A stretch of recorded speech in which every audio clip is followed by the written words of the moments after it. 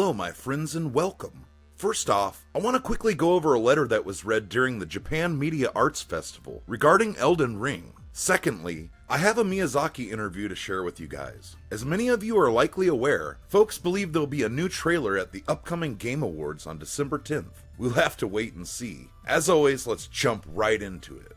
Basically, I decided the thematic elements of the game first, to develop the motifs and worldview of the title. Now we're in development for a game called Elden Ring, which is larger and deeper than anything we've done before. We feel we're challenging ourselves to make a game that deals with these two opposing elements. Elden Ring has staff from a foreign drama Game of Thrones participating in development, and the game has sort of an open-worldedness to it, with wide open areas where you can ride your horse and things. It seems there are scenes like that in the game, so well, there's a feeling of world here, I suppose, right? This is one that I personally like, and I think it's a very painful fantasy drama. There's pain there, and from a human perspective, there are themes of racism, politics, citizenship, and so on. So this is a work that is psychologically, quote, painful in a lot of ways. And making a game with Miyazaki was such a huge worldview. On a world level, everyone's looking forward to it.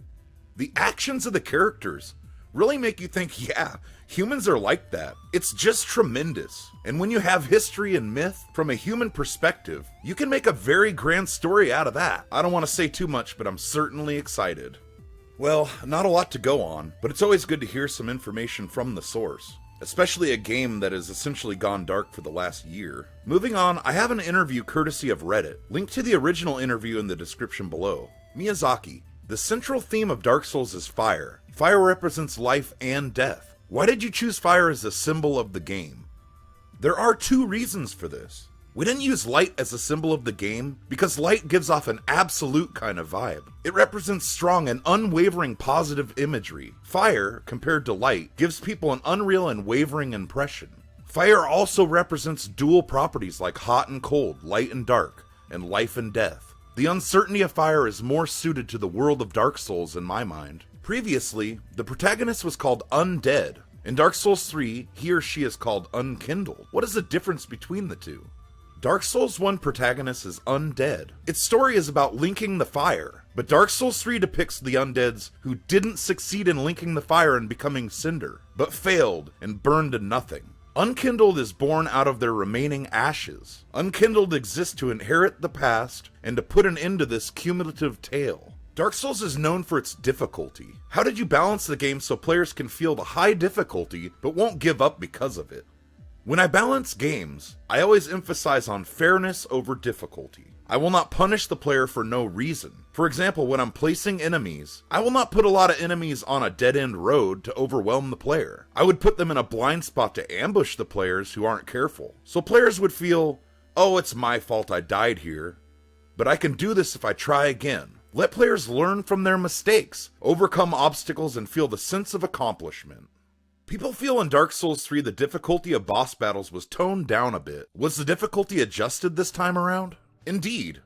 We've received feedback that Bloodborne early game was too difficult, and many inexperienced players were frustrated. Therefore, Dark Souls 3 early game difficulty was toned down to guide players into the game. Of course, veterans will feel it's too easy, but they should be satisfied with late game difficulty. Is there any plan to collect feedback and make adjustments in the form of updates?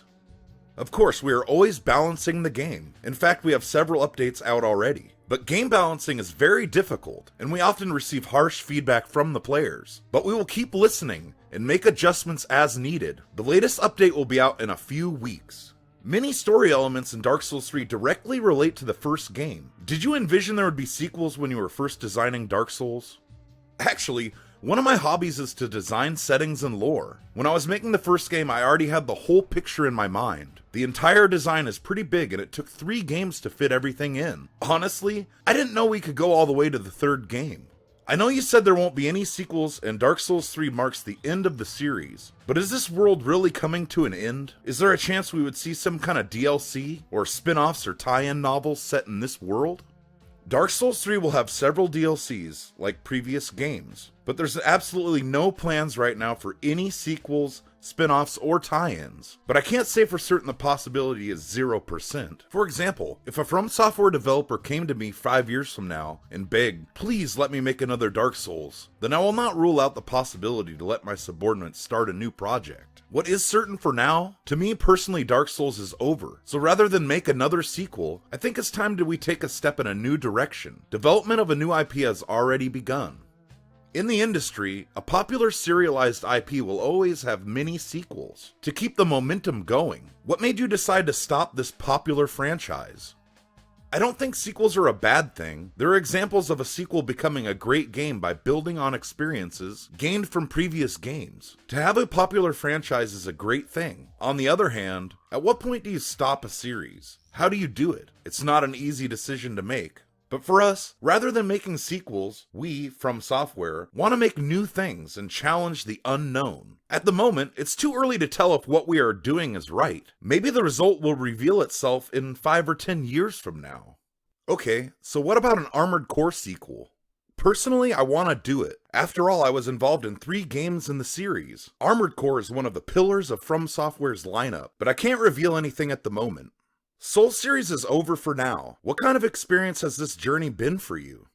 Looking back now, I think it's a fortunate and blessed journey. I was given an opportunity, I walked this path with Bandai Namco, From Software, and the players together. There are many touching memories along the way. A game like Souls, where there's no map, you die in a few steps and nobody knows what's going on. For this game to be such a beloved franchise via word of mouth, I feel like I'm such a lucky man. These past 6-7 years is a treasured time period for me. I couldn't even imagine where I am today 10 years ago. For this journey not to go to waste, I'm going on another fortunate journey, to make better games to repay people's support. Does the responsibilities of company president hinder your involvement in game development in the future?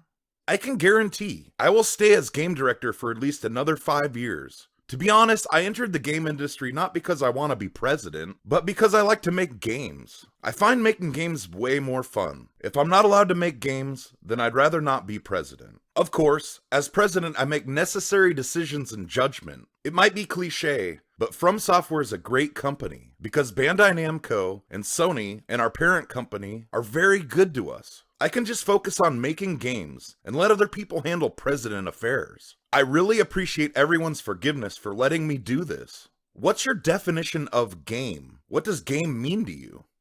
I think fundamentally game is built on action. For example, pressing a button on the controller can be called an action, but if there's a purpose for this action of pressing buttons, then it's called a game. An action without a purpose can only be called work.